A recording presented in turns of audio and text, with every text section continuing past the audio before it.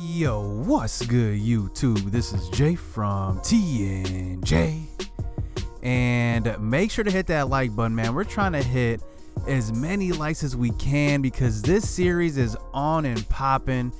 But we're going into September and October. We made it to the end of the season. So that means that, we kind of fell off a little bit. As you can see, we came down to earth in September. So let's get into some highlights of some games in September. Here we are facing the Mets in a crucial 3-game series in the middle of September, and you saw our record, a glimpse of it. We kind of had the same record. So here we are in the second game of the series. Justin Bour taking one deep in the top of the 9th inning, and that's gonna be a 2-1 lead here for the Miami Marlins. And the Mets, like I said, were pretty much the same record. So we have to win this series in order to basically make a move. So we bring in Drew Steckenrider here for the save, and look at that, the first batter he faces, Cespedes, takes us deep. So now we got guys on first and third here, and Drew Steckenrider still on the mound, has to get out of this jam here, and Freeze comes up and he gets walked, and there's still no outs in this inning. So Travis d'Arnaud comes up with the bases loaded. Steckenrider 3-2 count, gives him a pitch to hit, and that's gonna be past Starlin Castro at short, and that's gonna win the game. But look at the game. Look at this cheese. Look at that cheese. They scored 2 runs to win the game. That's cheese, man. They're just trying to make his ERA go up. But look at this, man. We lose this game. We actually end up losing the series 2 out of 3 games. But look at this, man. I mean, our offense pretty much collapsed going down the stretch. We got 3 hits in that game. So here we are into the next series going against the Phillies, and we're on to another close game here in the bottom of the 9th inning. We're on the road and it's tied up 3-3, and we give up a sacrifice that time. So guy on third, and this time we're gonna get a line out. So now we got 2 outs here in the bottom of the 9th inning, and pinch hitter coming up, Scott Kingery for the pitcher. And with 2 outs, 2-1 count, Guerrero's going to give up a hit past Justin Bour and Giavotella at second, and that's going to be another walk-off loss for the Miami Marlins down the stretch. And like I said, our offense is just seeming like it's just disappearing, and our pitching, as bad as it is starting to catch up to us because we don't really have any aces or anything. We need to build that for sure in the offseason. So in the middle of September, remember, our AAA team did not make the playoffs, so that's why we had quite a few September call-ups, but our AA team did. So now we are facing a Game 5 winner-go-home game, and we have our number 1 prospect in our system, Trevor Rogers, who's actually, I think he's number 36 in the top 50. So we don't have any real prospects that are top 20 at all. Highest is 36, and he's the only one in the top 50, actually, Trevor Rogers, with a potential. So going into next year, we're going to need to address that a little bit, maybe get some prospects. We tried to get some this go around this season, getting Jahmai Jones, other pieces as well. But here we are in this AA playoff game, and you can see Trevor Rogers is struggling. He's given up a couple of hits, this one with 2 outs to the gap, and Austin Dean takes a horrible route at this ball, and that one's going to be 2 runs here for the Tennessee Smokies. And man, Trevor Rogers, I thought he was going to pitch a lot better than this, but he's looking a little bit out of whack here in a crucial Game 5. And I had Maximus Bellerose Rosario in the pitch for this game, but it was a crucial Game 5. I had to put my best pitcher out. But look at Trevor Rogers. He's given up another hit down the line, but luckily Asan Diaz comes up throwing from the second base position and throws the runner out at home plate. So now we give up 3 runs in that first inning. But this Tennessee Smoky team is not done. Here they are in the second inning, bunting the runner over after a walk there by Trevor Rogers. So now 2 outs, guy on second base. They're getting another hit, that time Jahmai Jones. Remember, he can play infield and outfield. He dives after that one. He cannot make the catch. So now another run comes in to score as the runner advances to third. So now it's a 4-0 victory or lead here in the second inning with 2 outs. And then the next batter comes up, hits a grounder to shortstop. But look at this, man. Cannot throw him out at first base. So now Tennessee has a 5-0 lead in this game. And still in the second inning, this inning is still going on. Another hit to left center, making it a 6-0 lead for the Tennessee Smokies. So Jacksonville, the Jumbo Shrimp, are not doing anything up to this point. So now we're on to the second inning, though. It's still only the second inning. Hassan Diaz gets a walk, and Taylor Ward, one of the top, our top catching prospect, and he's actually doing pretty good. When I moved him down to Double-A, he hit pretty well. He's hitting 444 in the playoffs, so actually pretty good. So Max Liebum comes up, guys on first and second, and he's drawn a walk after the Jason Lundgren walk. So now it's bases loaded here, and we bring in one of the top prospects in real life. I think he's top 15 as far as the Marlins prospects in the organization, but he hits a grounder to the shortstop. They're trying to turn two, but Brian Hernandez has that speed there to beat out the throw at first base for the double play. So now coming up with 2 outs is Eric Torrijos, one of the guys we found at the prospect showcase in the beginning of this series. He gets a hit, and you know what? He's really good. I'm telling you, like, he's only in the 50s overall, I believe. I think he's 57 overall, but I fully expect him to possibly even move up in potential, because all I've seen from him is just nothing but great offense. He can work on his defense. Remember, the runner beat out that throw from the shortstop position, so he does have a little bit of ways to go on defense, but I like what he brings as far as potential. He's only 20 years old as well. But here we bring in Maximus Bellarose, and like I said, man, I mean, this Tennessee Smokies team brought their bats. Here they're getting going once again, 3 straight innings just clobbering the ball, and they're getting another 2 runs on the board here in the third inning, and it is 9-2 here in this third inning. So man, we just decided to quick manage this game because the likelihood of us coming back very slim. So the Smokies end up taking this game 12-4 as they get 18 hits to our 6 hits. So I mean, what a way to end the Double-A season. I mean, we had a pretty good regular season, but then absolutely get smoked. We actually went up 2-0 in this series and then went down the last 3 games. But you know what this does? This actually allows a couple of prospects to come up and make their debuts at the major league level within the last couple games of the season, including Braxton Garrett, who's actually our number 2 pitching prospect in our organization, but he's a little bit ahead of schedule. He's 70 overall, B potential, so he's going to get the start.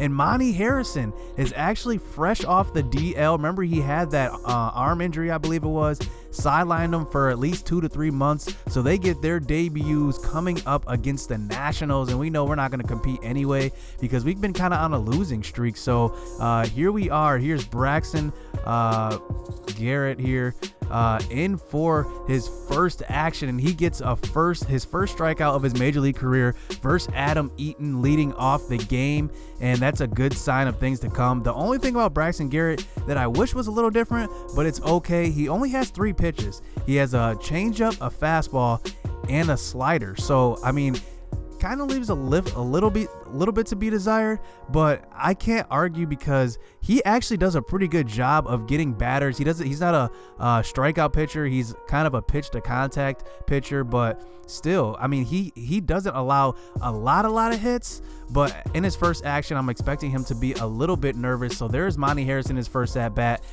popping out to center field. Nice play that time. I think that was Eaton with the diving catch that time. So now we're on to the second inning, and Braxton Garrett's going to start to get into a little bit of trouble. Here he is facing Michael Taylor, who drives one deep to left field, and that one is going to be over the fence, just over the glove of Leury Garcia in left field, and that one's going to be a 2-0 lead here early in this game for the Washington Nationals. But getting Bryce Harper here up to the plate, and he walks him, and that's kind of a smart pitch because you don't want to leave it too many pitches up in the zone, because we already know, we've seen earlier in this series that Bryce Harper just absolutely kills us. Him and Cespedes, I swear, they're just like the killers of the Marlins this year. So Braxton Garrett does settle down a little bit in a 2-1 count. Anthony Rendon is going to line that one to our second baseman, Miguel Rojas there. So now we're on to the top of the 4th inning. Dallas Keuchel is actually on the mound, and he's actually doing amazing so far, not giving up any hits. And here's Domingo Santana coming up to the plate for his second at bat, and he drives that one over the right field fence. And Domingo Santana, I think is officially the face of the franchise. I think we can build around him. He's in his mid-20s. I think there's a lot of room to grow, but look at this.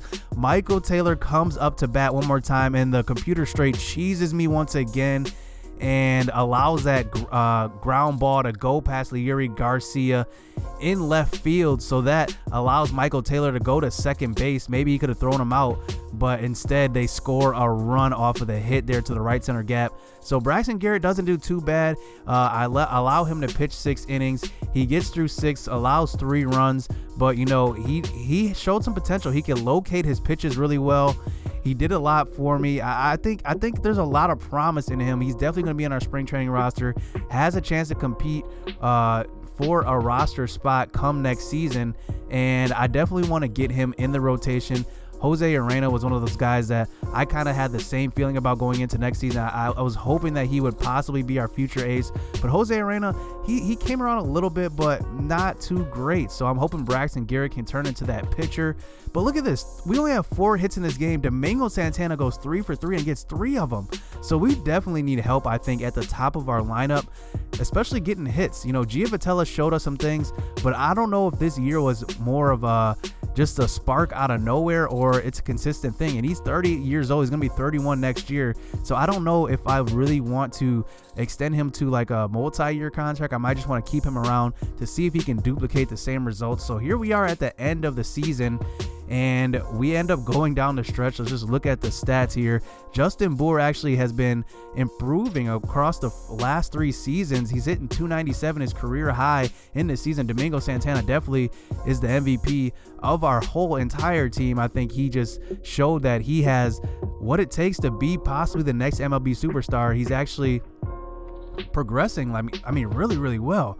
So if we look at the top of our guys here, Leury Garcia, I think he has definitely locked up a spot in the starting lineup, and I might, I was thinking about it, I might move him to the top of the lineup. Starlin Castro didn't hit as well as I wanted him to. He hit 265, but Leury Garcia hit about 20 points higher, a little bit more than that. So I don't know about Starlin Castro's future on the team. I like his potential. I like what he brings. He's still kind of young. He's in his upper 20s, which is still kind of young for a baseball player. So we'll see how it goes. There's definitely some free agents I do want to look at. There's a lot of offensive free agents. I don't know who's specifically is going to be free agents as far as starting pitchers go, but I know Anthony Rendon, Jose Altuve is going to be a free agent, and that's because in the OSFM rosters, the first version, they did not have his new contract on there, so he's going to be a free agent. Manny Machado is going to be a free agent. Bryce Harper is going to be a free agent. But remember, we're going to keep it realistic, and a lot of these guys, we're not going to be able to afford them. So we're going to see what they're worth in free agency and see, who's willing to come kind of at a lower salary, because like I said, we don't have the budget to compete with the big teams like the Dodgers and the Yankees. So we actually have the lowest budget in baseball, I believe. So looking at Jose Arena, like I said, he went 10 and 11, 75 strikeouts to 53 walks though. That's what I don't like. That strikeout to walk ratio, it's pretty bad. I can't lie. The 135 whip is pretty much average. Jarlin Garcia, actually, he did okay. 114 strikeouts to 51 walks. His whip was a 143, though. I do want to get that down a little bit. ERA wasn't bad, 3.13, but I do want to see him strive next year. He's 81 overall, beat potential, and he's progressed pretty well. So I definitely see him as a cornerstone in our rotation. And looking at some relief pitching here, Brian Ellington didn't have a great year as well. He's a guy that we might need to evaluate. Adam Conley actually surprised me a little bit.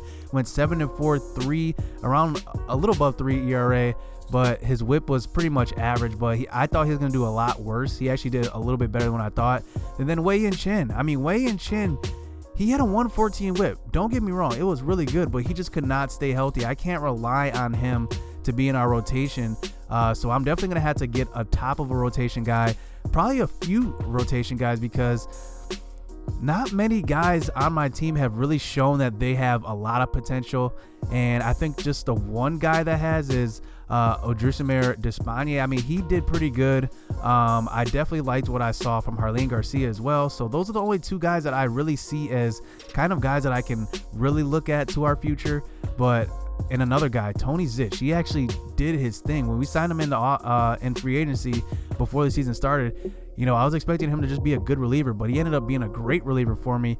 And Drew Steckenrider, I didn't like what I saw from him. He had 37 saves, but he blew about 6-7 saves on the year, and I definitely want to get some replacement at the closing pitcher position. So looking at the end of the year standings here, so the Nationals do end up taking the NL East. The Cubs actually pretty much steal away the NL Central. 16-game lead. The Dodgers have a 17-game lead over the Rockies, but the Rockies do make the NL wild card. They do sneak in just like last year, and they are going up against the Mets in this NL Central or NL wild card matchup to see who makes the playoffs going forward in the NLDS.